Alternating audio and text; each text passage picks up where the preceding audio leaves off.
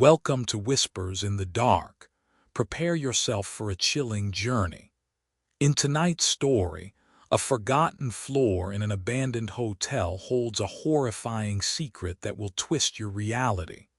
The Mimir Protocol. It started with an email.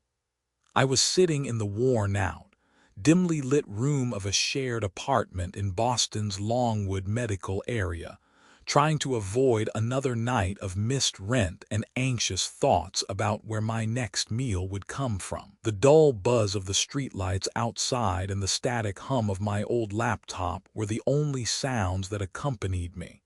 The city, like its inhabitants, never quite slept. The message popped up on my screen like an unexpected breath. Dream research assistant needed. I scanned the email with some skepticism.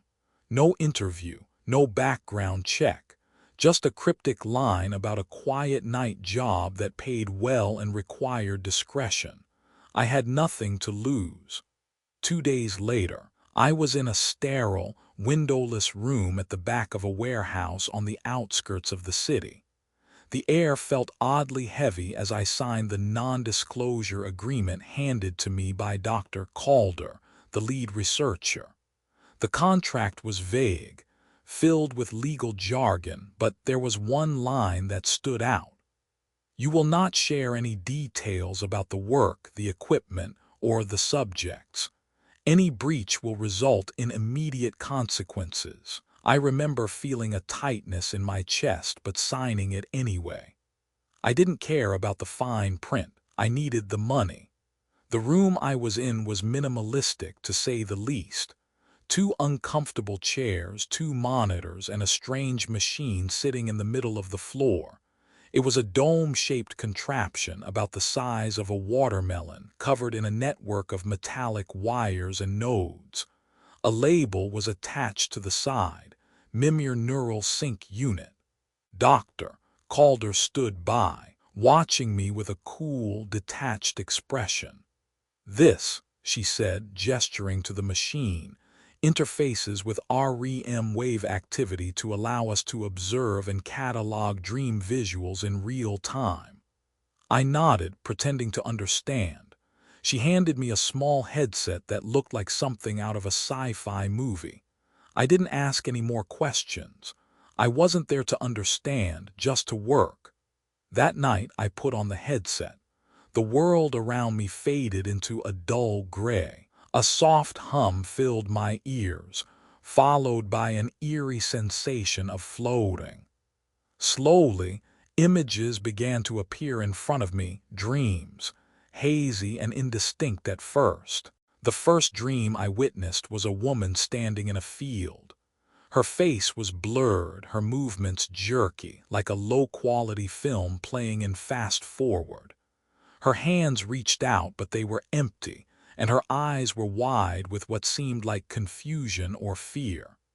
Then the image shattered, morphing into something else. A man sitting in a room, drowning in what looked like a bowl of cereal. The scenes were bizarre, disconnected, and utterly forgettable. I took notes on the strange images that appeared before me, tagging the colors, symbols, and emotions that flickered across the dreamscape. Pink, I wrote, distorted sadness. Red, endless, suffocating. But that was it, just a mechanical, detached process. Night after night I sat in that room recording dreams. Most of them were forgettable, nonsensical, as if the mind were unloading its daily clutter. A woman relived her wedding day in a loop, but her groom's face kept changing into her dead dog. A man sat motionless in a red chair in the middle of an endless desert. I didn't care. It was a job. The pay was good. I was just another observer, detached from the surrealism of the lives I was watching. But then came the night that everything changed. It was shift 27. I remember the dream opening with a man walking down a long, white corridor. Fluorescent lights buzzed above him, flickering in time with his footsteps. His hooded figure moved with purpose, and I couldn't help but feel an odd chill crawl up my spine. The corridor had doors on either side, each numbered, room 11, room 12, room 13. He stopped at room 16, and for the first time I felt something shift. He opened the door and stepped inside, and I was no longer just an observer. It felt as though I was there with him, inside the dream. The room was familiar, too familiar. Cracked white walls, a humming mini-fridge, a ceiling fan with a broken blade, a desk with an old laptop and a blue chair, and on the desk my journal, the one I kept locked in a drawer at home. I leaned closer to the screen. The man opened the journal. He flipped through the pages, stopping at the very first entry. I had written it years ago in shaky handwriting. "They're watching you too." I ripped off the headset, my pulse pounding in my chest. I slammed my hand on the emergency alert button. The room felt suffocating. The walls pressed in, but no one came, not immediately. The next day I demanded answers from Dr. Calder. "What the hell was that?" I asked, my voice trembling. That wasn't just a dream, that was my apartment. I could still feel the cold sweat on my skin. "My journal, I've never shown anyone that." She stared at me, her face unreadable. "ID number 616T, she said. "That's your subject. You weren't supposed to ask questions." I didn't understand. I couldn't. "Who was that man?" I pressed, but she simply shook her head.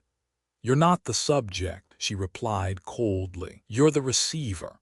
And that's when it hit me, the truth I hadn't seen before. I wasn't just observing the dreams, I was being observed. From that night on, things got worse. The dreams stopped being random. They all began in the same hallway with the same man in the hoodie. Room 17, room 18, room 19. Every night he opened the next door, and each time it led to another place from my past. I watched myself in first grade, sitting in a classroom where I had wet my pants. I watched the basement of my childhood home where I had found my uncle passed out drunk. I watched the night of the accident, the night my sister died. Sometimes the man just stood there, silent, staring at me. Other times he whispered. Once he turned directly to the camera and said, "Why did you lie?" I couldn't sleep anymore. The lines between the dreams and reality blurred. I would go home after a shift, crawl into bed, but I couldn't escape the feeling that I was still being watched. The black van across the street, the flicker of the hallway camera. Even though no one passed by, I felt their presence. And then came the night of shift 42. The hallway ended. No more doors. The man stopped in front of the last one, room 23. Inside was pitch black, darker than anything I had ever seen. He stood there for what felt like an eternity. And then he stepped into the room and the feed went dead. A message appeared on the screen. Mimir sync terminated. Accessing deep core files. Another screen popped up, this one split in two. On the left was a live feed of the break room where I had been sitting just 20 minutes ago. On the right, an old video, grainy, black and white footage. It was a recording of me sleeping. My younger self, with electrodes on my head, lying on a cot. Someone whispered from off camera, "You're going to forget this." I threw off the headset and ran down the hall. The door I thought led outside was gone, replaced by another white hallway with numbered doors. Room 1, room 2, room 3. I don't know how long I've been here, how long I've been trapped in this cycle. Some nights I think I've escaped. I wake up in my bed. The world looks normal. But then I spot the man in the hoodie across the street, or I turn on my phone and see a recording of my dream from the night before. I don't know what's real anymore. I don't know if I've ever left the lab. I don't know if I ever applied for this job in the first place. What I do know is this: I was meant to be the index, not the receiver. I've been holding the memories of countless strangers while mine slip away. And if you're reading this, if you're hearing my story, ask yourself, when was the last time you really woke up? Because I'm starting to think some of us are still dreaming. The chill runs deep in this one. It leaves a lot to think about. And now we'll leave it here, unsettling, unanswered, lingering. The house beneath the house. The rain came down in sheets, relentless as it always was in New Orleans, but that night felt different. The air carried an odd heaviness, pregnant with something I couldn't quite place. I was still wiping off the last remnants of the storm when I noticed something strange about the floor, something that made my skin crawl even as the city hummed with its usual life. The house was old, a shotgun-style relic that had passed down through generations, each family member leaving their mark. When I inherited it, the property was a wreck, untouched for years, a faded shadow of its former self. Yet, for reasons I never fully understood, I found myself coming back to it, year after year, convinced that fixing it would somehow fix me. Maybe it was the ghosts of my ancestors. Maybe I was just trying to fill an empty space inside. The floor groaned beneath me as I dragged a sopping mop across the worn wood, the rain outside drowning out any other sound. I wasn't paying much attention when I felt it, an unmistakable sag in the middle of the room, a dip that hadn't been there the day before. Something heavy was shifting beneath the floorboards. I dropped the mop and knelt down, my heart racing as I pressed my hand against the warped surface. Beneath me, there was movement, not the normal creaks and groans of an old house settling.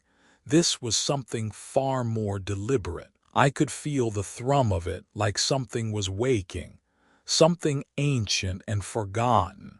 I grabbed the flashlight and shined it along the edges of the floor, trying to trace the source of the shift. It was then I saw it, a faint outline, a line where the floorboards parted just enough to reveal a trapdoor, hidden under layers of grime and dust. I had never seen it before. The trapdoor creaked open with a soft moan, revealing a narrow, stone corridor beneath. A smell hit me, earthy, musty, like wet leaves mixed with something I couldn't quite place. The darkness below was oppressive, the kind that felt like it was swallowing the light. I didn't know what compelled me to climb down, but my body moved of its own accord, the air thick with the weight of something hidden in this place. The passageway stretched into the darkness, tiled floors slick and cold against my bare feet. The walls were lined with old, peeling brick, salt-stained from years of humidity and neglect. The air seemed to hum, alive with an unnatural energy, as if the house itself was holding its breath. I passed door after door, each one sealed shut, but the faint sound of jazz seeped through the cracks, warbling and distant, as if the echoes of another time were calling me deeper. There were markings on the walls, chalk tally marks, scrawled in a hurried hand, counting down something I didn't want to understand. I tried not to look at them too long, but they seemed to move, shifting like they were alive. The deeper I went, the louder the whispers became, but they didn't come from any human voice. They were wrong, too distorted, like a broken record. And then I heard it, my mother's voice. At first, I thought I was losing my mind. My mother, long past, should have been nothing more than a shadow of a memory. But there she was, clear as day, calling my name. Her voice laced with something sweet, almost like jasmine, her favorite flower. The scent seemed to fill the tunnel, mingling with the thick dampness that clung to the walls. "Come down, child, it's waiting for you."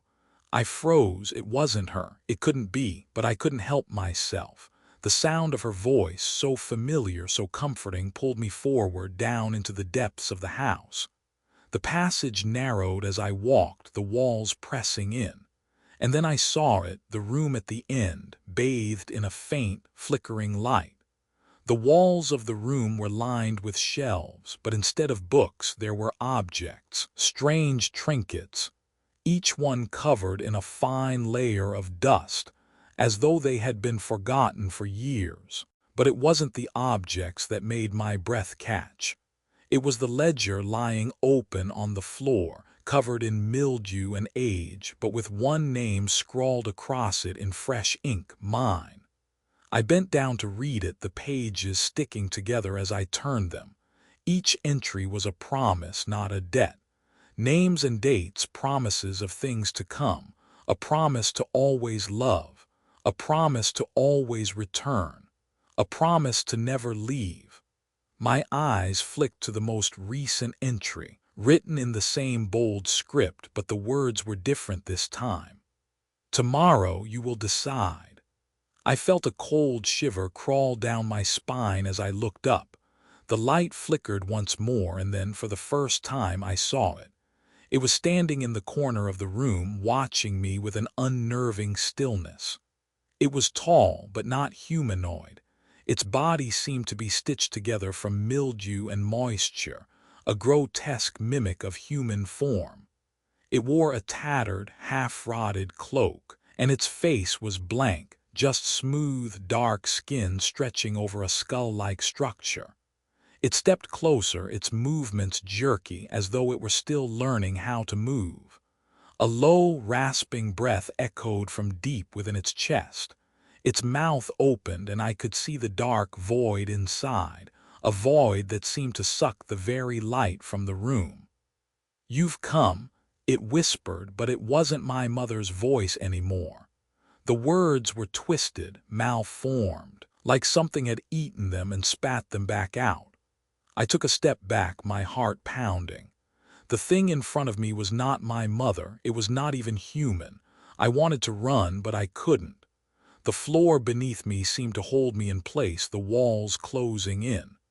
"Give me your promise," it hissed, its voice thick with something wet and foul. I didn't understand, but I felt it. This thing, this borrower, was feeding on my hesitation. It was consuming the very memories that made me who I was. I had to get out, but I was trapped in this room, in this house that had suddenly become far too alive. The walls began to pulse like they were breathing. I could feel the weight of the house pressing down on me, suffocating me. My eyes flicked back to the ledger, and I saw my name again, the words written just for me. "Tomorrow you will decide."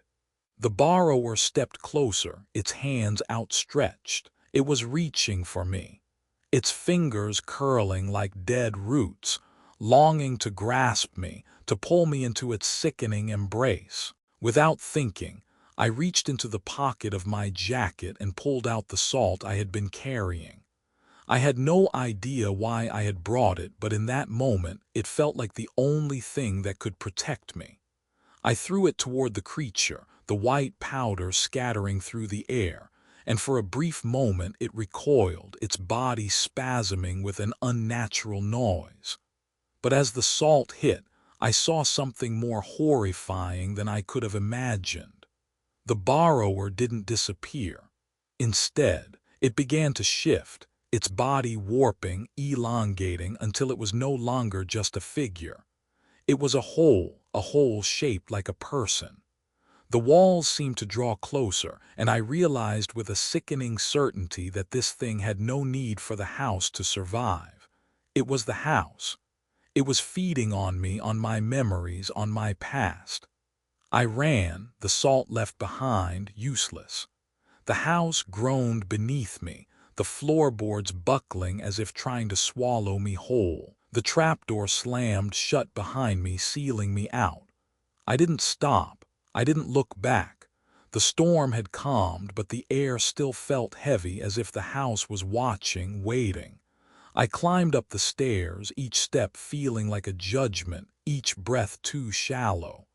The ledger was gone when I returned to the main floor, but the house, it was still here. It had become a part of me now. And as I stared at the empty space where the door had once stood, I realized something that made my blood run cold. The house had written tomorrow already, and it was waiting for me to fulfill it. I didn't know what had happened to the ledger, to the house, or to the thing that lived within its walls. But I knew one thing for sure. I was never truly free. The house would never let me go. And in the silence of the night, when I closed my eyes, I could hear it, the whispering of promises of things to come, echoing through the walls like the soft thrum of a heartbeat. Tomorrow, it was always tomorrow. Room 1313 at the Luxor. It had been a long, tiresome week. Convention season was always brutal, but I had learned to survive the grind. No sleep, no food, just work. The clients were demanding, the technology unforgiving, and the weight of the Las Vegas heat made it all feel like a slow, suffocating burn. But that was the job. I didn't ask for anything more than a paycheck at the end of each night. I was an AV technician for the Luxor Hotel, nothing glamorous, just the guy who made sure the lights, screens, and sound systems ran without a hitch. Most of the time I stayed out of sight, hidden behind equipment, far away from the glitzy show floors. But it was the nights that always got to me. On this particular night, something felt off. I had finished my usual rounds, testing the sound systems for a high-profile convention, and checked the elevator shaft on the north wing. Everything seemed normal, but the hotel had an air of something wrong about it tonight. There was a hum to the air, a faint static that sent a ripple through my nerves. Around midnight, the bellhop caught my attention. I don't know how I missed him before, but he was standing there by the elevator. His uniform was pristine, a deep navy blue with silver trim. What stood out, though, was his face, or more accurately, the lack of one. It wasn't like he was wearing a mask. No, his face was simply absent. There was nothing where his eyes should have been. Just smooth, pale skin that stretched across his skull in an unsettling way. He didn't speak, just nodded and stepped aside as the elevator doors slid open. The faint glimmer of silver cuffs caught the dim light before the elevator closed, and I was left standing there confused. Shaking off the unease that tugged at my gut, I pressed the button to call the elevator back to the service floor. As the doors opened, I stepped inside, hitting the familiar button for the employee level. The elevator shuddered for a moment before it started its descent, but something was wrong. The usual chime didn't play. The soft hum of the machine had quieted. And then there was a flash, just a brief blink of light that faded as quickly as it appeared. The floor numbers began to change, skipping past level 9, 10, and 11 with increasing speed. It was so fast I almost couldn't keep up. But then 13. I didn't think much of it at first. It was the 13th floor, after all, a common superstition. But then it blinked again. My heart skipped. I was used to the quirks of old buildings, but this was different.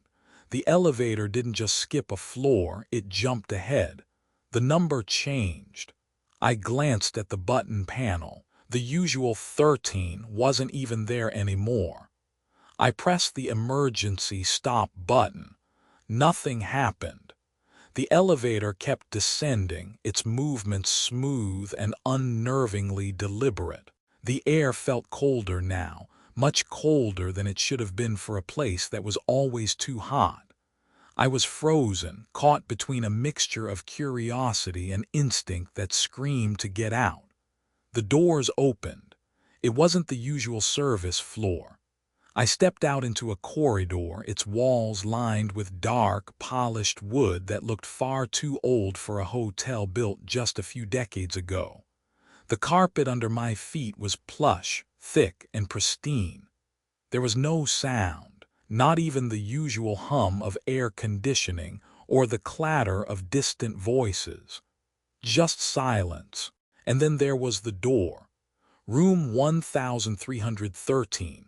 a brass plaque that gleamed in the dim, eerie light.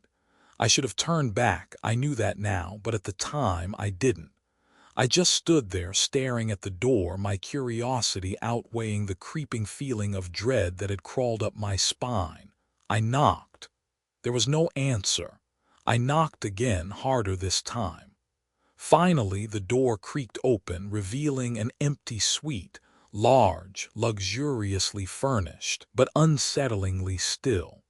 The room smelled faintly of jasmine and the lights flickered slightly above me.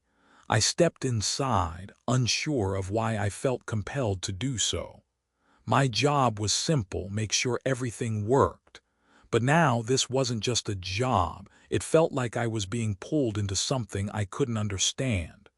The room itself felt wrong, as though it wasn't just the space that was off.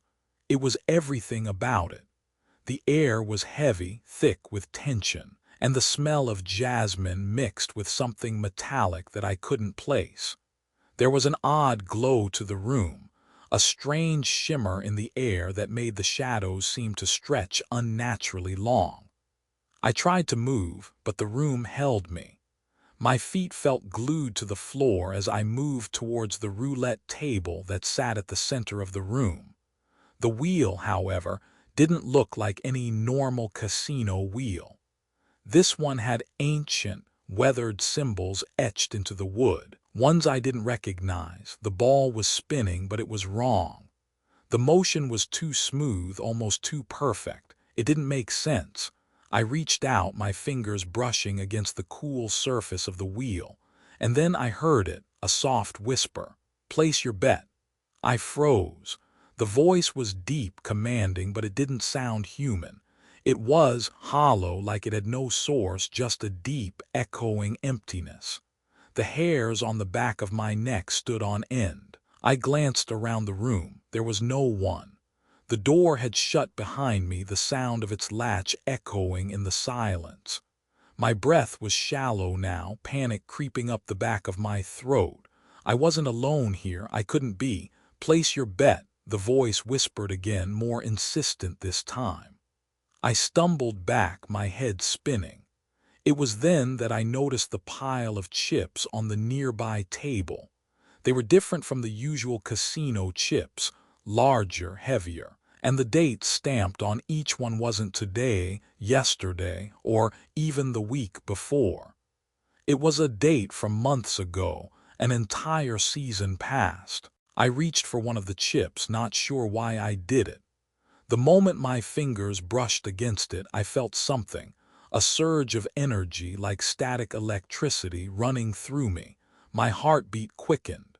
The whisper returned, but it wasn't asking me to place a bet anymore. It was urging me to trade. It was asking me to trade time. Without thinking, I picked up the chip and held it in my hand. A soft, unnatural pulse beat in the palm of my hand. The voice became clearer, colder, insistent. It was offering me something.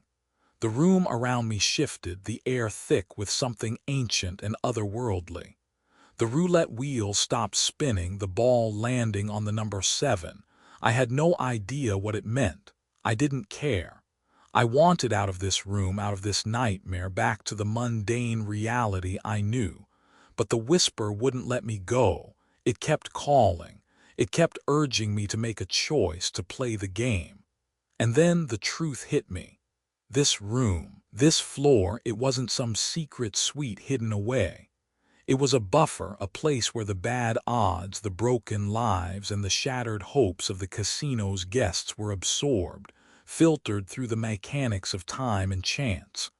I wasn't a customer. I wasn't even a visitor. I was a piece in their game, a game that wasn't about luck at all. I tried to leave. I stumbled backwards, desperate to escape the grasp of whatever dark force held me in its grip. But the door wouldn't open. The room shifted once more, the walls elongating, stretching out of view. I felt the seconds slip away as if I were losing myself. That's when I realized I wasn't gambling for money. I was gambling for time, my own time. I turned to face the roulette table one last time. There before me, the chips scattered. I knew what I had to do. The choice was simple.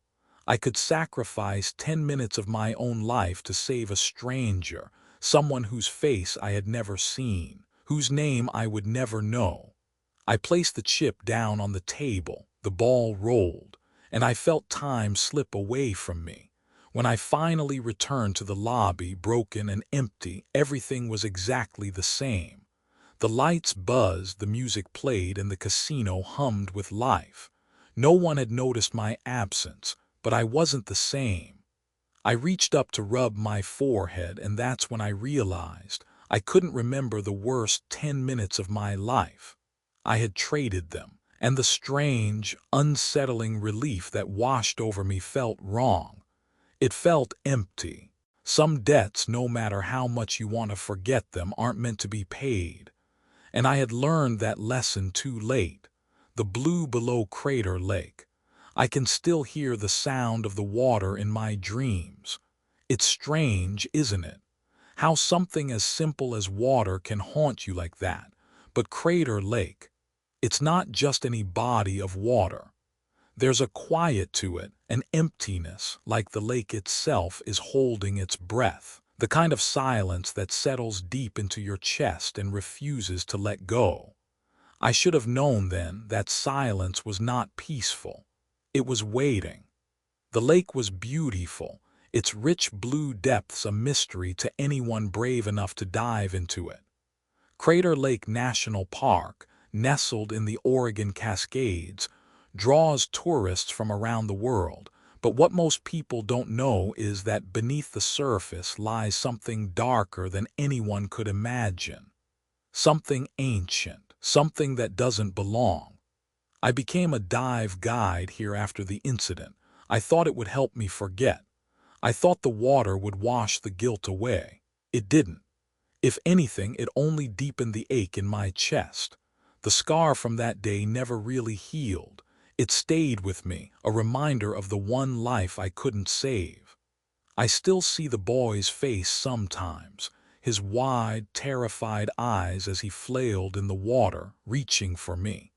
I had reached for him too, but I wasn't fast enough. He slipped through my fingers, his life swallowed by the dark, cold depths of Crater Lake.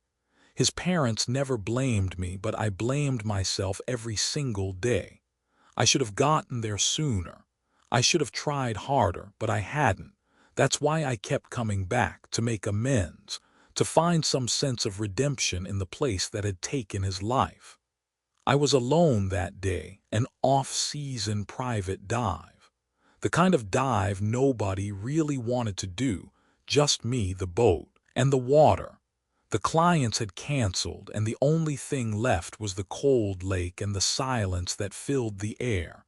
I didn't mind. I preferred it. There was nothing to distract me from the weight of the past. I stood at the edge of the boat, staring out over the lake, trying to ignore the chill in the air, the unease that had settled deep in my bones. I checked the gauge. The numbers were all in order. I secured my wetsuit and took one last look at the water. The silence seemed to swallow me as I dropped beneath the surface. The water was colder than I had expected, like it was waiting to grab hold of me, to pull me down into the depths where nothing could reach me. I descended slowly, the blue growing darker the further I went. It was always like this at first. The murky quiet, the gentle pull of the current. It calmed me, almost like the water was offering me a reprieve from the thoughts that constantly gnawed at the back of my mind. But this time it was different. The deeper I went, the more I felt it, something moving below me, something alive. My mind raced, my heart pounding in my chest as the depth gauge ticked higher and higher. I had gone too far, too far. This wasn't part of the plan. I was supposed to dive, take some measurements, and then return to the surface. But I couldn't turn back now. Something in me wouldn't let me. I heard it before I saw it. The faint tap-tap-tapping, like wood knocking against stone, coming from somewhere in the distance. The sound was familiar, but I couldn't place it. My breath hitched as the water around me darkened even further, the blue shifting to an ink-eye, impenetrable black. I reached out, my fingers brushing against something cold and smooth. The poles. Lodge poles, perhaps, standing upright beneath the water, waiting like sentinels to guide me forward. The tapping grew louder, more frantic, until it sounded almost like a message, a Morse code. SORRY. I froze, the water growing colder around me. The pulse of the lake seemed to be accelerating, the rhythm of the tapping syncing with the beat of my own heart. I turned, looking around, trying to pinpoint where the sound was coming from. That's when I saw them, the blue children. They rose from the depths like something born of the water itself, pale, translucent bodies with eyes that were wide, hollow, and dark as the depths of the lake. Their skin shimmered with a strange, eerie glow, and their movements were fluid, graceful, as if they had never known a life out of the water. I could hear them, their voices echoing through the water, their whispers tangled in my thoughts. The blue children spoke in a language I couldn't understand, their words floating around me like bubbles rising to the surface. I tried to pull away, but the weight of the water seemed to pull me back. I couldn't breathe. I couldn't think. The tapping grew louder again, but now it wasn't just the poles. It was the sound of something, someone reaching for me. A distant memory flitted through my mind, the image of a boy's face, terrified and pleading, his hands reaching out to me. But it wasn't the boy, it was me. I could feel myself sinking deeper, not just into the water, but into the memory of that day, the guilt, the fear, the loss. It surrounded me, suffocating me as the blue children circled around me, their empty eyes watching, waiting. One of them reached out, its hand brushing against mine, and I felt it, the offer. A voice echoed in my mind. Surrender today's breath and take yesterday's success. A life for a life. The words twisted inside my head like something clawing at my skull. The offer was clear. I could undo my failure. I could save the boy, but at what cost? I tried to speak, to ask what it meant, but the water filled my lungs, choking the words before they could escape. The blue children closed in, their ghostly hands reaching toward me, their whispers louder now, echoing through the water. I saw it then. The image of the boy, only this time he wasn't drowning. He was standing, alive and whole, on the edge of the lake. He looked at me, and his eyes were not filled with fear but with gratitude. The cost was clear now. If I made the trade, I would erase everything that had happened. The boy would live, but my failure, my guilt, would vanish. The past would be rewritten, but I would lose something else in the process. Something important. Something that had shaped me, had made me who I was. I had to decide. I reached out, my fingers brushing against the blue children's cold, slick skin, and for a moment I thought I had made my choice.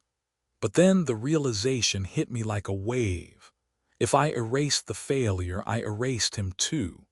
The boy, the life I had saved, the future I had given him, it would never happen.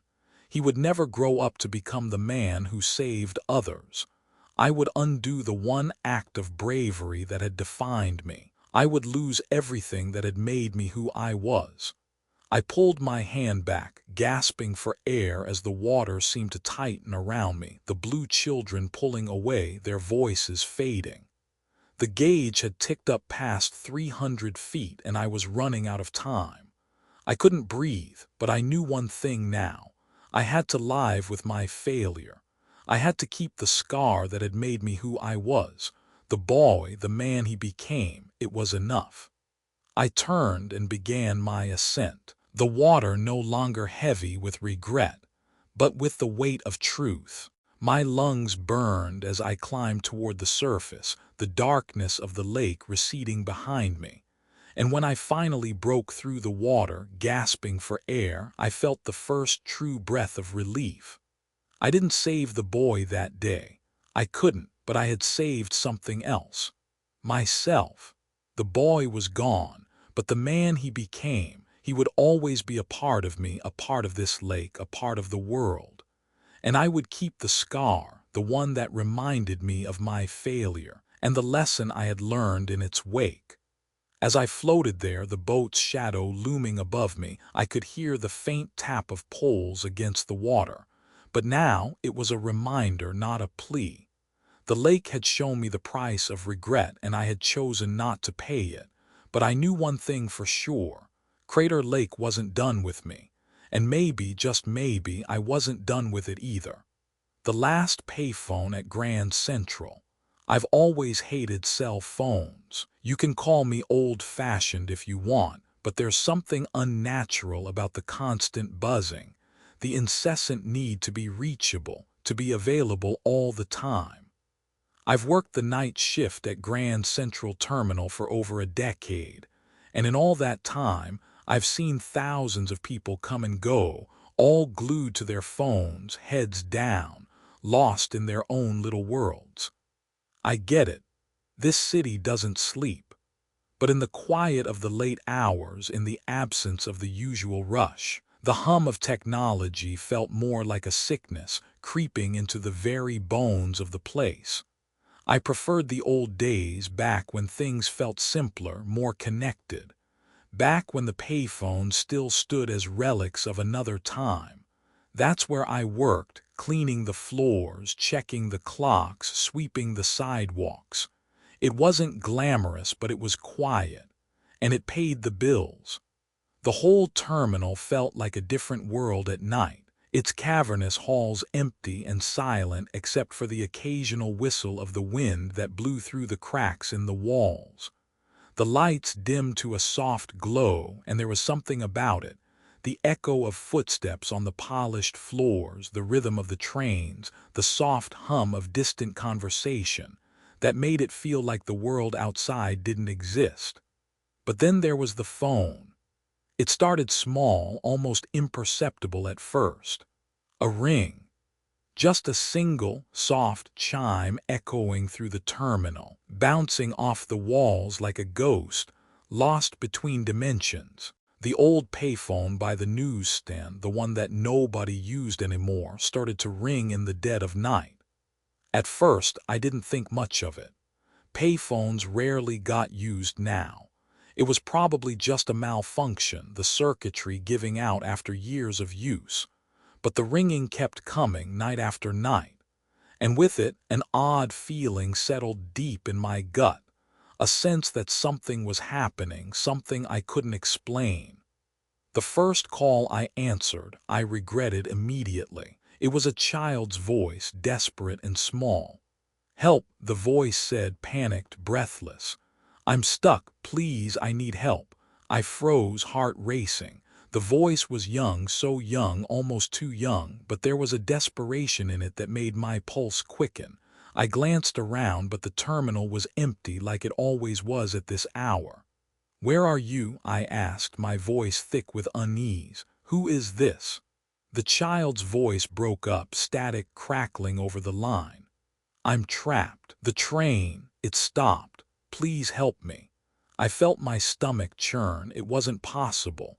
No trains were running at this hour. Everything was shut down for maintenance. I should have hung up, should have walked away, but something in me refused to ignore the plea. It wasn't just a child in distress. It was a voice that needed to be heard. I grabbed the notepad from my pocket and began taking notes, trying to calm myself. "Where are you? What train are you on?" The voice gave me an address, an intersection just outside the station. It made no sense. That line didn't even exist in the terminal's layout.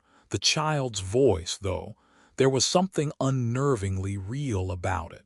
The static on the other end cleared, and for a brief moment I heard the unmistakable sound of a train whistle.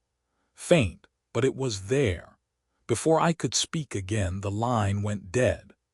I sat there, holding the receiver, staring at the phone as the terminal fell silent around me. The dial tone hummed in my ear, but my thoughts were somewhere else, drifting. I knew I had to report it, but the call didn't feel like it came from anywhere real, like it had come from somewhere else. Still, I forced myself to move, my hands shaking as I punched in the emergency number. When I reported the call, the dispatcher on the other end gave me a confused response. No accidents, no stalled trains, no children reported missing. The trains were operating fine. There was nothing. I didn't know what to think. I couldn't explain it. But I kept going back. The phone kept ringing, the calls kept coming, each one more frantic than the last. The second call came 3 nights later. A man's voice this time, but just as desperate. He was trapped in a collapsed building, his voice breaking as he begged for help. I felt the same pull, the same need to act. But again, when I checked, nothing matched. There were no reports of any accidents, no buildings collapsing, nothing. It kept happening over and over. Each call, a new emergency, a new voice reaching out from some unknown place. Each time I felt the urge to save them, to reach out and help. But no matter how hard I searched, no matter how much I tried to make sense of it, the calls kept coming with no trace, no evidence, nothing. As the days wore on, I began to lose track of time. The lines blurred between reality and whatever this phone was pulling me into. The coin slot on the payphone started accepting subway tokens, no matter what I tried to do. It was like the phone was taking something from me, giving nothing in return, but I kept answering. I couldn't stop. I was addicted to it. I had to save them. I had to save whoever was calling. One night, a call came in just before midnight. I hesitated before answering. The voice on the other end wasn't a stranger this time. It was my voice. "I need you to listen," my future self said, calm but insistent. "I need you to stop answering. It's too late. You can't save them." I froze, my breath caught in my throat. "What do you mean?" I asked, barely able to form the words. "I can't stop. They need me." "Stop," the voice urged again, a dark weight behind each syllable. "You're giving them your time, your life." The line went dead, leaving me in silence once again, the weight of those words pressing down on me like a lead blanket. I thought about the past few weeks, the calls, the emergencies that never happened, the way I had felt compelled to help, to give of myself. It was all wrong. It didn't make sense. Each call, each rescue, it had taken something from me, something important, a piece of myself that I couldn't get back. I hadn't saved anyone. I had been used. And then I knew. I wasn't saving them. I was just feeding something, something that fed on my time, my energy, my life. The next time the phone rang, I refused to answer. The urge to pick it up was suffocating, but I gripped the receiver and set it down. I stared at it, willing myself not to move. The ringing continued, louder now, more insistent, but I kept my hands still. The minutes passed, stretching into hours. The ringing didn't stop, and as the clock above the terminal ticked towards the early hours of the morning, I finally gave in. But this time I didn't answer the phone. I stepped back from the payphone, its ringing still echoing through the empty halls. I had made my choice. And as the hours wore on, I realized something strange. The station's clock skipped a beat. Just one. But it felt like the world had shifted with it. I didn't know if I had truly saved anyone.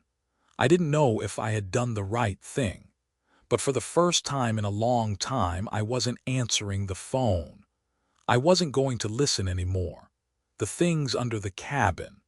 The mountains have always whispered, though not in a way that most would understand. In the great Smoky Mountains, beneath the veil of thick, forested silence, the land breathes its own rhythm, its own secret language, one that outsiders can never truly hear. And as much as I hated to admit it, I felt it the moment I set foot on the property. There is something to be said about the mountains. They are alive in a way that goes beyond the trees and the wildlife. The air itself carries a weight, thick with history, so much that it can be tasted. But I wasn't there to listen to the mountains. I was there to work, to be alone with nature in a way that could heal me. I had taken the solitude rotation, just like many others before me, but nothing could have prepared me for what I would face in the depths of that forgotten cabin. I had arrived at dusk, with the sky turning a bruised purple above the ridges. The old cabin stood before me, crooked and worn, its wood nearly lost to the forest that had slowly reclaimed it. The walls groaned under the weight of age, and the chimney sat like an old man's spine, hunched and exhausted. The air smelled of earth and moss, mixed with the faintest scent of something sweet, like jasmine, but older, heavier, almost sickly sweet. The first night was uneventful, or so I thought. I set up my gear, secured the perimeter, and sat inside the cabin, letting the stillness swallow me. The isolation didn't bother me. It was exactly what I had wanted. The forest beyond the cabin seemed to breathe with me, the wind whispering through the trees like a lullaby, coaxing me into sleep. But as I lay in bed, just as I began to drift off, I heard it, a faint scratching noise, like fingernails on wood, coming from beneath me. It was subtle at first, easily dismissed as the settling of the old floorboards, but the sound didn't stop. It came again, sharper this time and closer. I sat up, straining to hear it, my heart thudding in my chest. The scratching turned into a tap, a rhythmic beat, and then silence. I tried to ignore it, telling myself it was nothing more than animals burrowing in the earth below, but I couldn't shake the feeling that something was wrong. The longer I listened, the more I realized it wasn't the forest's usual symphony of life. This was different. This was deliberate. I pulled the covers off and got out of bed. The wooden floor creaked under my weight as I made my way to the center of the room, flashlight in hand.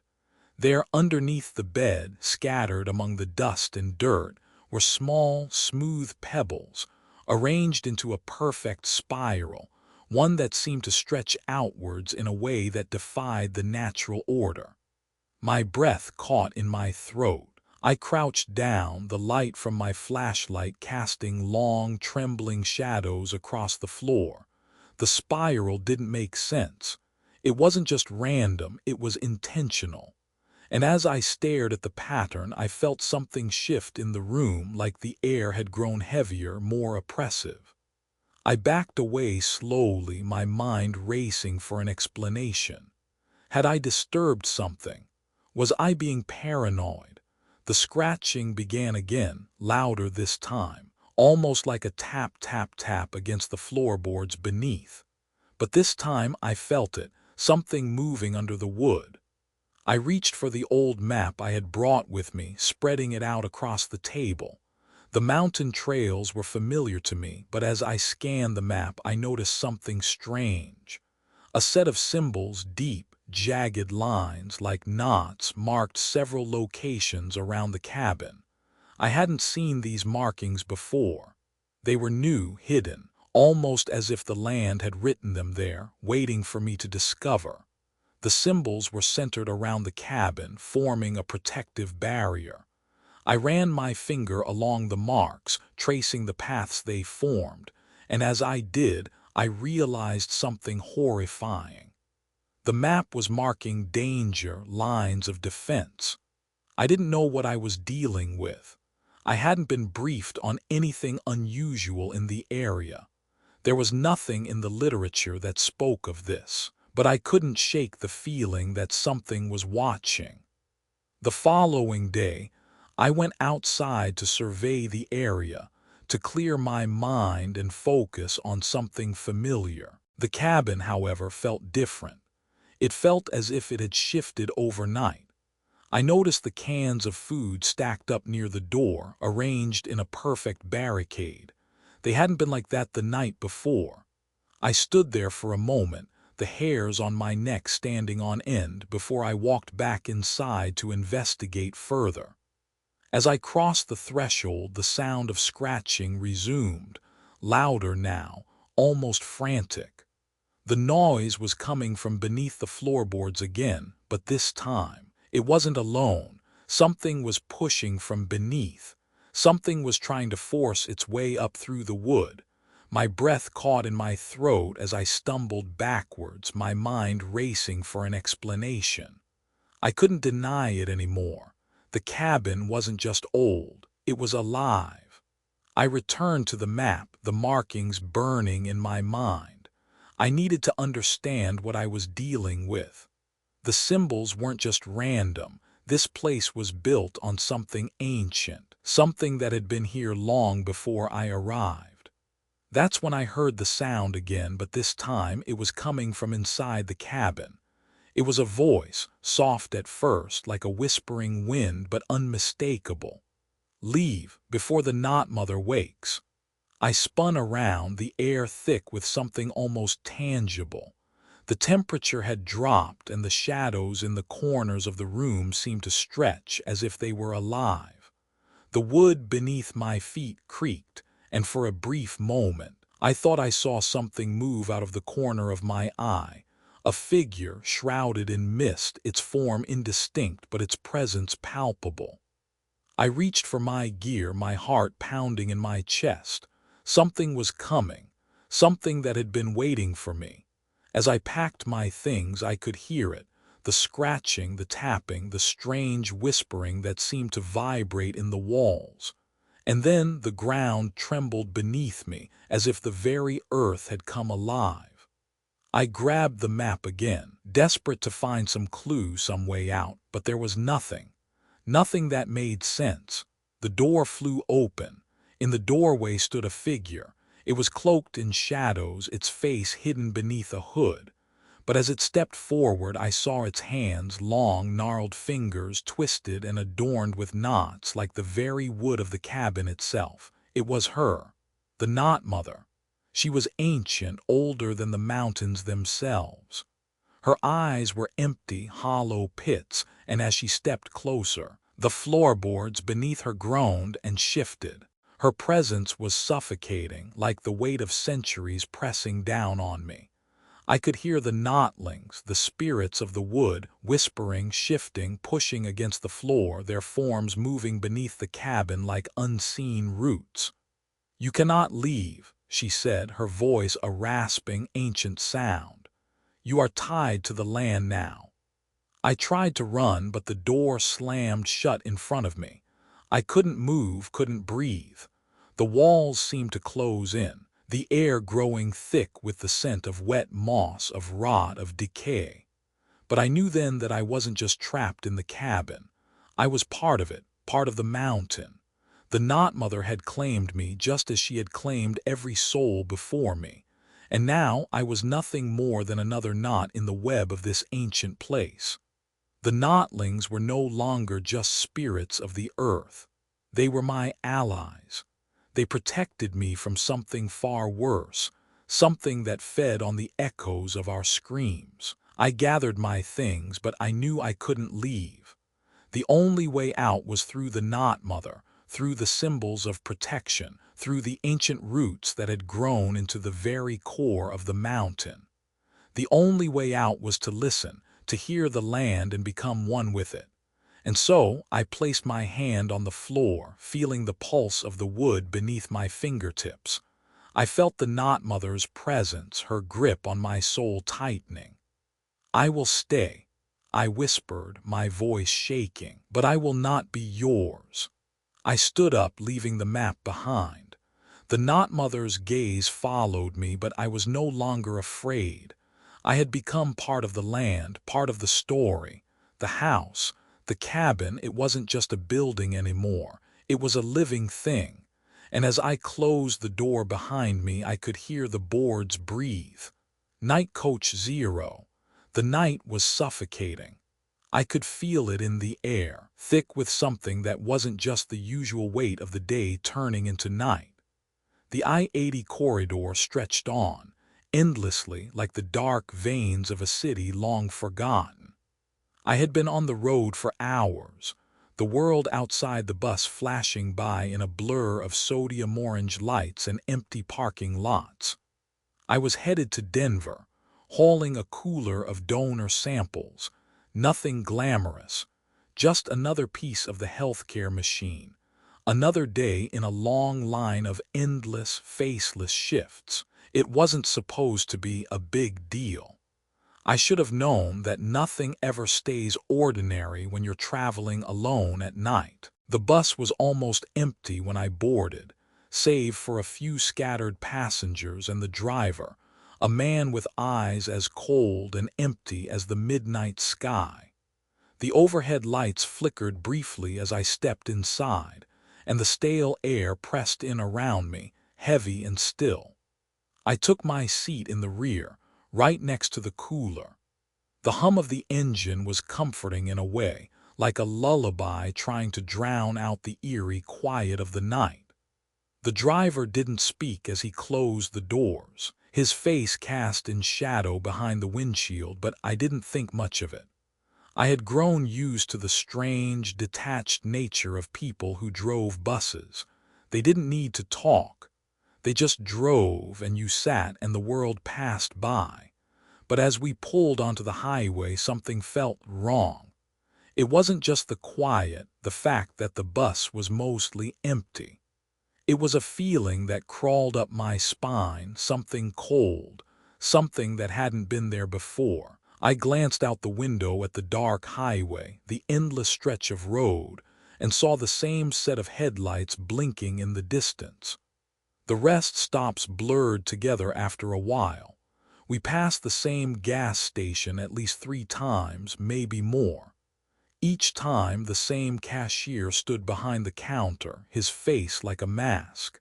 He didn't acknowledge me, didn't look up when I glanced his way. But each time I passed by, I could feel his eyes, cold and heavy, as though he was waiting for me. The same blinking lights, the same empty parking lot. I tried to brush it off. It was just a long night on the road, the kind of night that made your mind play tricks on you. But then the whispers began. A passenger in the seat across from me leaned forward, his voice barely audible over the hum of the engine. "Don't admit you're awake," he murmured, barely a breath. "Don't admit you're awake." I turned toward him, but he had already slipped back into the shadows of the seat, his head tilted down, his eyes closed. For a moment, I thought I had imagined it, but the words lingered, settling in the space between us like a forgotten memory. Something about them didn't sit right. I didn't know why, but I couldn't shake the feeling that I was trapped not just in the bus, but in something else, something I couldn't name. The road stretched on endlessly, each mile more oppressive than the last, and the driver, who had said nothing, who had barely moved, seemed to be watching me in the reflection of the windshield, his face still a perfect, empty mask. Then the child started coughing. At first, I thought it was just the usual tickle in the throat, but as I turned toward the back of the bus, I saw the child's face, red, gasping for air. The mother, a woman sitting nearby, was too frantic to help. She was panicking, flailing, unable to do anything but scream. I jumped up before I even thought about it, rushing toward them, my medical instincts kicking in.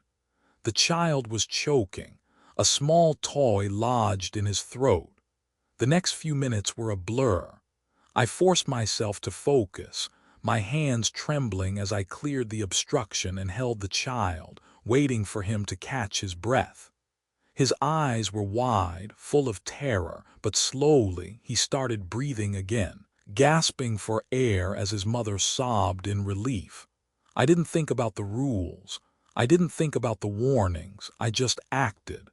I sat back down after everything settled, my pulse racing, the weight of the situation still hanging in the air. But something had shifted. The atmosphere in the bus had changed. It was heavier, as though something had been triggered, something that hadn't been supposed to happen. The air felt colder now, and I felt an overwhelming urge to look up at the driver's rearview mirror. I did, his face, still nothing. "Thank you," the mother whispered, her voice trembling. I nodded, too shaken to speak. But then there was a sound, the hum of the lights flickering above, followed by a sudden, sharp lurch of the bus, as if something unseen had shifted beneath the wheels. The miles passed by, but we didn't seem to be getting any closer to Denver. We passed the same mile marker. The same mile marker. I leaned forward, staring at the sign. The numbers on the mileage marker refused to change. We had been on this stretch of road for hours, but the marker still read the same number. We hadn't moved an inch. I stood up again, my legs unsteady, my heart thumping. I walked down the aisle, my hand gripping the cool metal of the seats for support. I glanced out the window. The same headlights blinked back at me. Same road, same nothingness. Something wasn't right. The whispers began again, faint but unmistakable. "Don't admit you're awake." The voice came from behind me, from the shadows. The passengers were still, too still. They didn't move, they didn't speak, but the eyes. I could feel the eyes watching me even though no one was looking. The bus seemed to stretch, the shadows twisting longer, as if the vehicle itself were growing. The road stretched before me, but the destination was unreachable, fading into an endless loop. I reached for the handle of the door to the front of the bus, but it was locked. The rules had changed.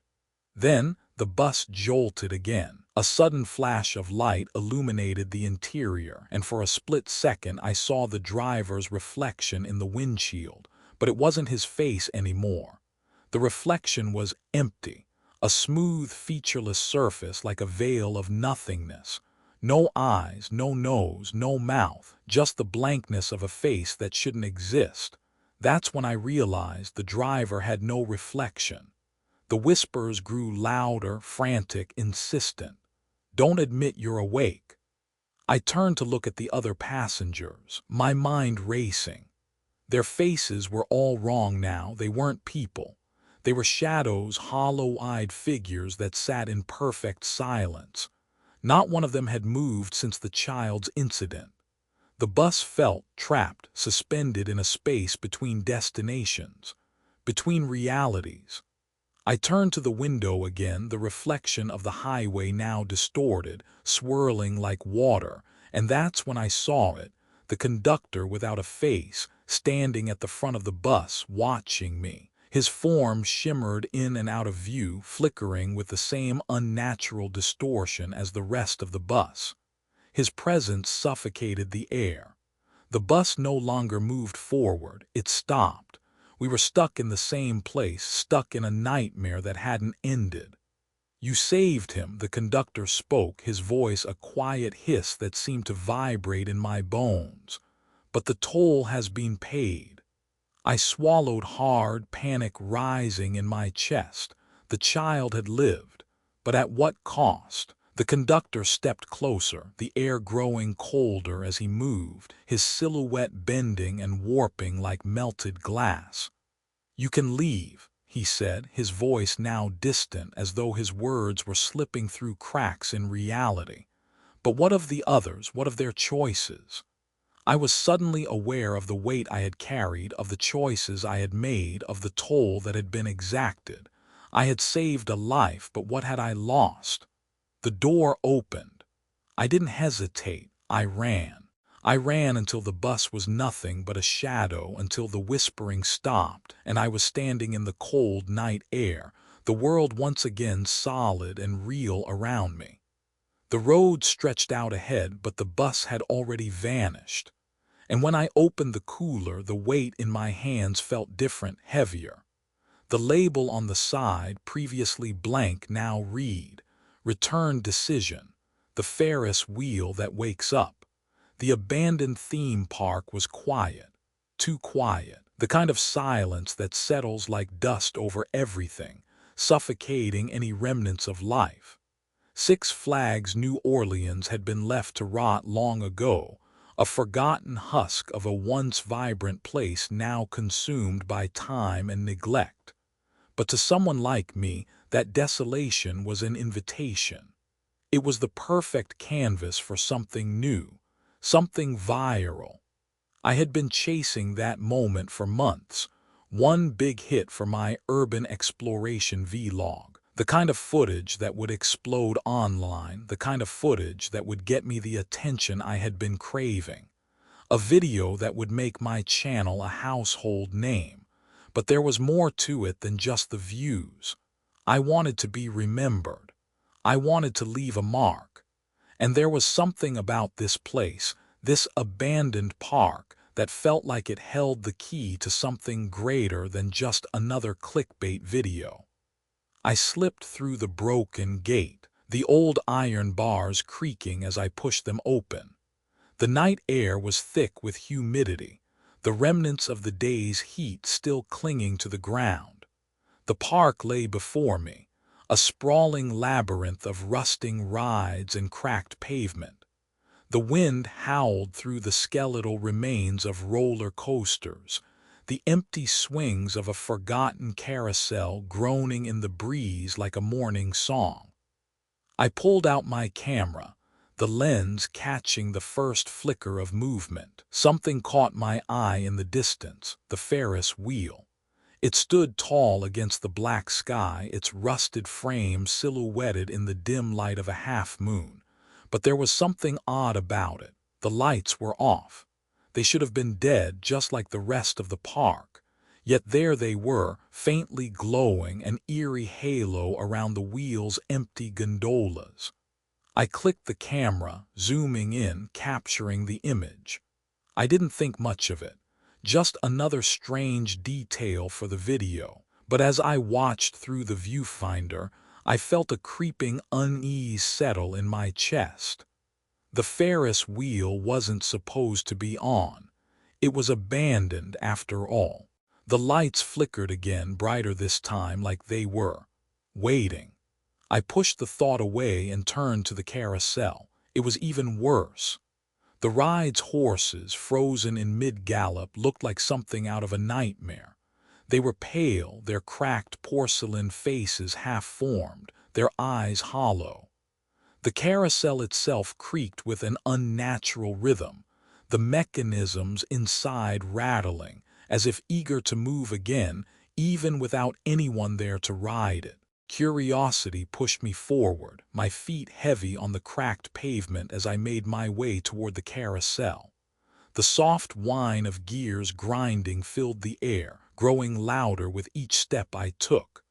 I raised the camera, framing the ride in my lens.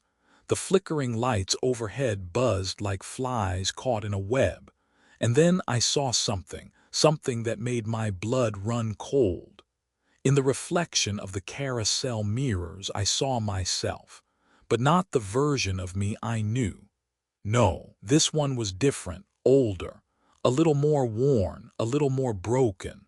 I stepped closer, my heart pounding in my chest.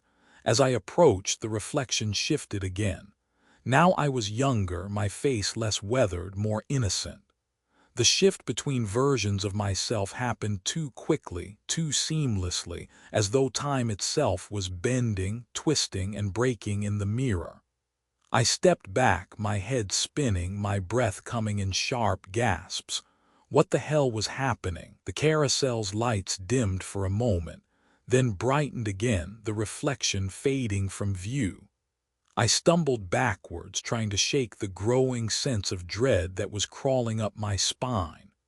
But the sound of the ride's mechanisms clicked on, loud and insistent, as if it were waiting for me to make my move. Something about the ride was alive in a way that felt unnatural. And that's when I saw it. On the ground beneath the horses, at the base of the carousel, was a small pile of tokens. At first, I thought they were just cheap souvenirs, discarded remnants of the past. But then I realized something else. These tokens weren't just ordinary tokens. They were different, shaped differently. They felt heavier in my hand, their surfaces etched with strange symbols. I looked closer at one of them, the faintest glow emanating from the lines carved into the metal. I didn't know why, but I felt compelled to hold onto it. I pocketed the token and turned back to the carousel, my gaze drawn back to the horses. They had shifted again. Their eyes now locked onto mine, their painted faces frozen in expressions of agony. The ride started to turn, the sound of the gears growing louder, more insistent. I backed away, my camera still running, the lens capturing the carousel's endless rotation. But as I watched, I noticed something else. The ride was moving, yes, but it was moving in a strange way, a way that didn't make sense. The horses were galloping backward, pulling the ride in reverse, as though they were trying to escape something. And then the lights flickered again, revealing something horrifying. In the reflections, I saw them, the figures, shadows moving just beyond the mirrors. They were too dark to make out clearly, but I could feel them, could sense their presence behind me.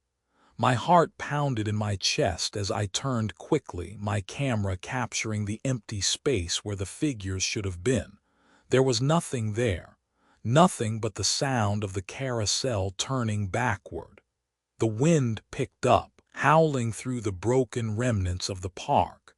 The shadows from the mirrors swirled, and the carousel sped up, its lights blurring into streaks of neon color. I could hear whispers in the air, faint, almost drowned by the cacophony of the ride's distorted hum. Words that didn't make sense. Words that felt ancient. Words that tugged at the edges of my mind, trying to pull me deeper into the abyss.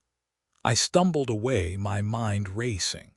I couldn't stay here. I couldn't keep filming this madness.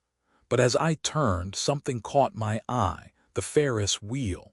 It was moving now, slowly, grinding into motion, its lights flashing brighter, its gondolas rocking as if someone or something was riding them. I felt it then, the pulse of time. I had been chasing this moment, this viral sensation, but I didn't know what I was chasing anymore. This place wasn't just haunted, it was alive. And it was feeding off me, feeding off my curiosity, my need to capture every moment. It was pulling me in, and there was no way out. I ran toward the Ferris wheel, my camera still rolling. But as I neared it, I saw something that made me freeze in place. On the LED board above the ride, the future of my channel played before my eyes. Videos I hadn't even filmed yet. Videos that had yet to be uploaded. The titles flashed in front of me, each one more haunting than the last. Every view of those videos, every click was marked with a cost in time. The numbers on the board blinked in sequence, counting down, marking the minutes I had left to live. I turned away, my heart racing, my head spinning. I couldn't take it anymore. I couldn't let this thing have any more of me. I grabbed the token from my pocket, the strange weight of it pressing against my palm. It was time to end this. I pulled the camera off, severing the feed. The Ferris wheel slowed, the lights dimming once more. The whispers faded and the park fell silent. But as I made my way back to the exit, I knew that the price had already been paid. The video would go viral. It would explode, but at a cost. I had traded my time, my life for it. I had sold my future for the fleeting thrill of a few views. As the morning sun began to rise, I uploaded the last piece of footage, a silent 10-second video of the Ferris wheel turning once, alone in the dark. Millions would watch, but none of them would know what it cost. I lay down to sleep for a week, but even in the quiet of my dreams I could feel the pull of the park, the weight of the time that had been taken. And I knew that no matter how much I tried to forget, the Ferris wheel would still be turning somewhere in the dark. The stairwell between Winchester shift. I had never believed in ghosts, Or at least, I didn't believe in them in the way most people think. I was a practical person, a history nerd and someone who loved facts. But the Winchester Mystery House wasn't about facts. It was about the strange, the inexplicable, and the unexplained. And when I took the late-night shift as a tour guide there, I found myself stepping into something much darker than I had ever imagined. It was almost poetic how I ended up here, really. A few months ago, I would have laughed at the idea of spending my nights giving tours in a place like this. The house was the epitome of odd. Its famous maze-like structure built on a whim and the fear of one woman, Sarah Winchester, whose life was marked by grief and loss. She was obsessed with building, endlessly constructing, hoping to appease the restless spirits of those killed by the rifles her family had manufactured. They said she built in strange ways, staircases that led to nowhere, doors that opened to walls, rooms that defied all sense of logic. I didn't care about the rumors or the myths. I cared about the history of the house, the fact that it stood, an architectural marvel, crafted by a woman whose obsession with death led her to create a space that refused to adhere to the rules of the world. I loved it, but what I didn't know was how much the house would come to shape me. My first night shift began like any other. The last tour had wrapped up hours ago, and now it was time to lock up and ensure the house remained undisturbed. I was alone in the back office, sorting through the paperwork for the next day's tours. The building creaked around me, the sound of the old wood groaning in the silence. The house had a strange life of its own. The walls seemed to move and shift, but I always assumed it was just the house settling as old houses do. Then I heard it, the hammering. At first it was faint, almost imperceptible, like someone was working in the distance. But it was wrong. The sounds came from the sealed wing of the house, a part of the building that hadn't been accessible to the public in years. No tours, no renovations. The area had been abandoned for as long as anyone could remember. The hammering grew louder, more insistent. I stood frozen, my hand resting on the desk. It wasn't possible. No one should be in there. I was the only one on duty tonight. My pulse quickened and I reached for the flashlight. With each step I took down the darkened hallway, the noise grew louder, the rhythmic pounding of nails striking wood. I reached the stairs leading up to the second floor, where the sound seemed to be coming from. The shadows felt deeper here, more oppressive, like the house itself was watching me. I turned the corner to find the staircase leading up to the sealed wing, an old, forgotten stairwell that no one used anymore. But then something strange happened. The stairs began to descend. I blinked, rubbing my eyes. I had been working late, sure, but this was something else. The stairs I knew from the last tour were supposed to be leading up to the second floor, but this stairwell led down, deep into the floor beneath. I hesitated, but something pulled me toward it. The house was calling me, its twisted architecture inviting me to step into the unknown. I swallowed my fear and took a step onto the first step. The wood groaned beneath my weight, but the step didn't creak like the others. It felt wrong.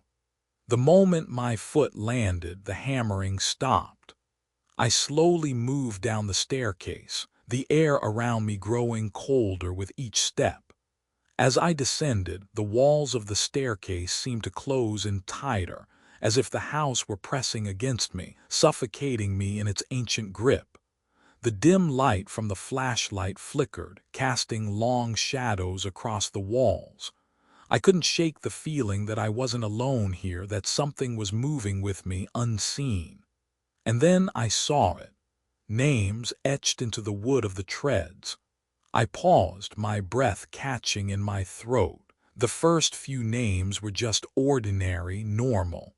But as I looked closer, I felt a chill crawl up my spine. One of the names wasn't like the others. It was mine. My own name carved into the wood of the stairs as if it had always been there. I stepped back, my heart pounding in my chest. I had to leave. I had to get out of this place. But the further I walked, the more names appeared, each one etched deep into the wood, some of them familiar, others unfamiliar. The names seemed to stretch on forever, the list growing longer with every step I took.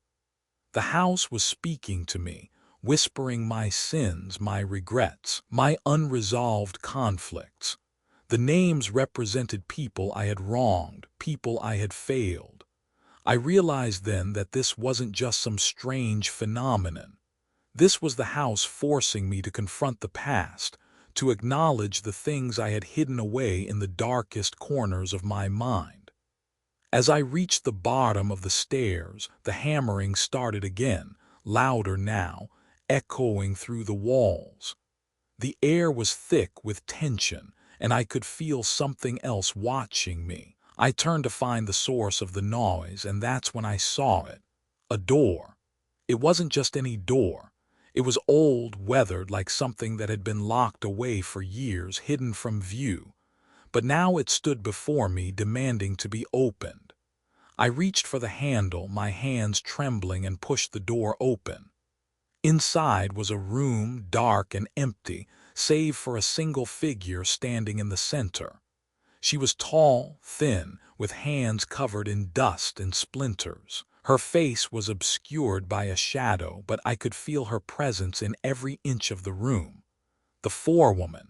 She stood motionless, measuring something invisible with a folding rule, her gaze fixed on the floor as though she were measuring the length of time itself. I didn't know how I knew it was her, but the moment I saw her, I understood. She wasn't human. She was the spirit of the house, a remnant of the builder's obsessions, an entity born of wood and nails and regret. "You've come to build," she whispered, her voice low and cold. "Build what?" I asked, my voice shaking. "A door," she replied, her voice almost a hiss. "A door to fix what has been broken." I looked around the room, confused. "What do you mean, your past?" The forewoman's voice echoed through the room like 1,000 whispers. "The choices you have made." The door before me began to shift, the wood groaning as if it were coming to life. And then on the other side I saw it. A vision, a family reunion. My sister, standing in front of me, smiling, holding out a hand. But there was something off about her, something I couldn't quite place. The vision flickered in and out of focus. "You have a choice," the forewoman said, her eyes glinting like sharp nails. "Repair what was broken or leave the door shut. Fix your past or let it haunt you forever." I didn't know what she meant by that, but I knew one thing: I had to make amends. I had to confront the broken parts of my life, the fragments of a relationship with my sister that had been lost for too long. We had fought. We had drifted apart. It was time to fix it. "I want to end it," I said, my voice steady now. "I want to end the feud." The forewoman nodded and the door swung open, revealing the sunlight filtering through the cracks. The room was gone. The house was silent. The hammering had stopped. I stepped forward, feeling lighter than I had in years. As I crossed the threshold, I felt the weight of the past fall away. The door that had once been closed had opened, and the house was finally at peace. The morning tour began, and as I walked back into the public area, I saw it. A new doorway had appeared in the hall where none had been before. The sunlight shone brightly through it, and I knew that this was the door I had built, the one I had chosen to open.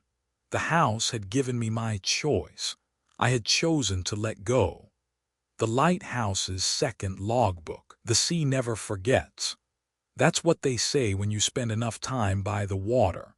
It holds its secrets close beneath layers of salt and time, and no matter how far inland you go, no matter how much distance you put between yourself and the ocean, those secrets always find a way to seep back into your bones. They linger like the fog, never fully gone, always waiting to return. Portland Headlight, perched on the rocky coast of Cape Elizabeth, had been my home for the past few months. The light was quiet now, off-season. The tourists were gone, leaving only the ghosts of their laughter and the hum of the foghorn that played like a solemn song to the empty, rolling waters below. I was a seasonal docent, hired to help with off-season repairs, keeping the lighthouse in good condition during the coldest months of the year. Most of the time, I worked alone, sweeping up the dust and fixing the rusted parts of the old Fresnel lens. The building was old, the walls groaning in the wind, but it had a stillness to it, a comforting, almost haunting silence. At night, I would sit in the keeper's room, staring out at the waves, listening to the faint hum of the light rotating on its axis. It was a solitary existence, but it was peaceful. At least it was until the second logbook appeared. It was a quiet afternoon, the wind soft and the fog thicker than usual, when I found it in the back of the lamp room. It was hidden away, tucked behind a stack of old maritime charts. The leather-bound book was covered in dust, its pages yellowed with age. I ran my fingers along its surface, the familiar weight of it calling to me. It looked like one of the old logbooks used by the keepers of the lighthouse, the ones kept to track weather patterns, rescues, and losses. But this one was different. I opened it carefully, the faint creak of the pages breaking the silence around me. The first few pages were empty, nothing but the faint scribbles of a previous keeper. But as I flipped through, I noticed something strange. The entries in the logbook didn't describe past events. They weren't recordings of weather patterns or notes about the ships that passed through. No, these were predictions. Entries written in neat handwriting with dates ahead of the current year, noting storms, rescues, and disappearances that hadn't happened yet. I stopped at one entry dated for the following day. It read, "Storm due in at midnight. Loss of life. Expected winds 50 mph. Waves 20 feet. Rescue at 3:45 a.m." I felt a chill run through me as I read the words. It was too specific, too accurate. How could this be? I had worked here long enough to know the weather patterns, to know when storms were coming, but this was different. This book wasn't just predicting the future. It was telling the future with unnerving accuracy. I turned the pages faster now, my heart beginning to race. The entries listed events that would happen in the next few days, weeks, even months. A storm, a rescue, a ship that would go down. Each entry was precise, almost as if the writer knew these things before they happened. The more I read, the more I realize something far darker. These weren't just predictions. These were orders. The lighthouse keeper was writing them down as if he had no choice, as if the weather itself had commanded him. Then I came to the final entry, dated for the following day. It read, "Clear skies, calm seas. Today nothing will happen. I will write this entry and the sea will remain still. But in the distance I will watch as a woman searches for what was lost. She will find it in the dark." The words struck me like a punch to the gut. My mind spun. Who was this woman? What was she looking for? Why did the lighthouse keeper think she would find it in the dark? I set the book down, my hands shaking. The more I thought about it, the more I felt as if I had stumbled onto something that I wasn't meant to see. But the strangest part, I knew the storm was coming. I could feel it in the air. The oppressive weight of the approaching weather pressing down on my chest. It was as if the book had opened a door, one I wasn't supposed to walk through. I grabbed my coat and rushed out of the lamp room, the cold wind hitting me like a slap in the face. The waves crashed against the rocks below, louder than usual. The fog had thickened even further, enveloping the lighthouse in a blanket of white. I had to get to the light. I had to see it for myself. As I climbed the stairs to the top of the lighthouse, the wind howled outside, but it was the inside of the tower that felt wrong. The walls creaked and groaned, as though the building itself was protesting, holding its breath, waiting for something to happen. I reached the lantern room, my fingers numb as I turned the crank to activate the light. The beam cut through the fog, slicing through the darkness and into the churning sea. And then I saw it. A small boat drifting toward the rocks below. The fog seemed to part just for a moment, and through the mist I could make out the faint outline of a woman standing at the helm. She was alone. Her face was hidden in the shadows, but her posture was unmistakable, determined, searching for something or perhaps someone. The boat bobbed along, heading straight for the jagged cliffs. The clock struck midnight. I felt a rush of panic in my chest, as if everything I had read in the logbook had suddenly come alive. The storm hadn't arrived yet, but the wind had begun to pick up. The air was thick with the scent of salt and something else, something metallic like rust, like blood. I grabbed the binoculars and focused on the woman. She was still there, steering the boat toward the rocks, her head tilted as if she were listening for something. I couldn't let her crash. I couldn't let another life be lost. My hand shot out to grab the emergency flare gun beneath the lantern room window, but as I reached for it, I hesitated. The words from the book echoed in my mind. She will find it in the dark. The woman was looking for something.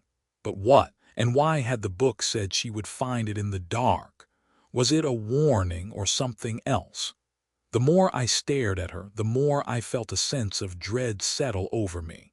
The feeling grew heavier, as if something was pulling me into the sea with her, dragging me into the dark, cold water below. I couldn't let her die. I fired the flare into the night sky, watching as the red light streaked through the fog, illuminating the path ahead of her. The boat jerked to the side, veering off course as the flare landed on the water, casting eerie shadows across the waves. For a moment everything was still. Then, as if in response to the flare, the sea answered. The storm came from nowhere, the winds rising in an instant. Waves crashed violently against the cliffs. The woman's boat was tossed into the air, and for a moment I thought I saw her face, her eyes wide, desperate, as the boat disappeared into the dark abyss of the ocean. But then, as quickly as it had begun, the storm stopped. The sea grew still once more, and the fog settled back into place like it had never been disturbed. I ran down to the shoreline, breathless, my heart pounding in my chest. The waves had receded. There was no boat, no woman, no sign that anything had ever happened, but there was something on the rocks. A small, wet object, a piece of paper with handwriting scrawled across it. It was the logbook entry, the one I had read just hours before. The one that said, "I will write this entry and the sea will remain still, but in the distance I will watch as a woman searches for what was lost. She will find it in the dark." I glanced up, my heart stopping in my chest. The lighthouse was silent. The beam turned, sweeping over the ocean once more, and then I understood. The house, the sea, the storm, it was never about saving anyone. It was about letting things happen. It was about watching and waiting and being part of the cycle.